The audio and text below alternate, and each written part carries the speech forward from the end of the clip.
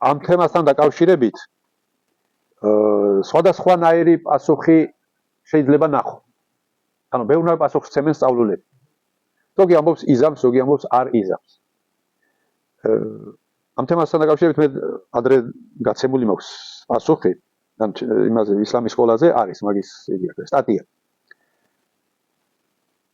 მე რაც რომ წავიკითხე და საბოლოო ჯამში შეფასება გავაკეთე, იქ ასეთი პასუხი გავეცი, რომ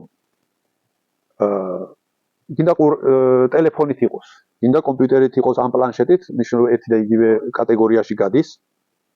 მაგალითად, რაღაც თემაზე ვსაუბროთ, მსჯელობ და რაღაც აიეთი გვაინტერესებს ყურანიდან. და უცბად ინტერნეტში მოვძებნე ან აპლიკაცია ჩავთე ყურანის აპლიკაცია და ჩავხედე რომ ეს აიეთი რა არის და წავიკითხე და იმას ვქენ, ჩამოვყალიბდით რომ რა არის. ამისთვის აუცილებლობა არ არის, აი აბდესის აღების აუცილებლობა არ არის. მაგრამ მე ახლა ჩემს ტელეფონში მაქვს ყურანის აპლიკაცია და თავისუფალ დროს ვკითხულობ ხათმს.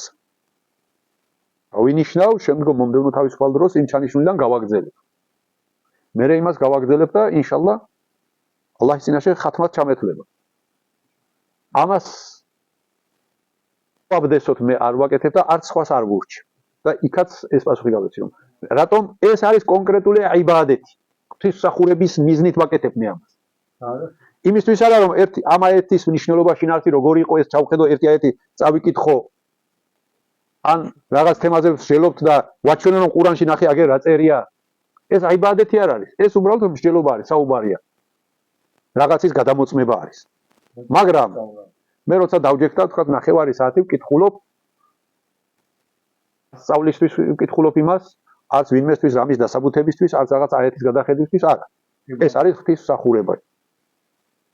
მიზანი რა არის ამაში, რომ ამით მე ჩემს გამჩენელს დავუახლოვდე. მე ჩემი გამჩენელის კმაყოფილება მოვიპოვო.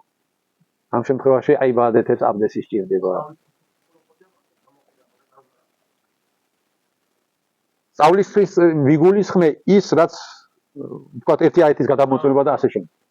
მაგრამ თუ ახლა მოსწავლე თქვა ყურანის ზეპირ ცოდნეობაზე მეცადინეობს და იზეპირებს ყურანის აიეთებს, სურებს იმას, რა თქმა უნდა, აბდესი და ჭირდება.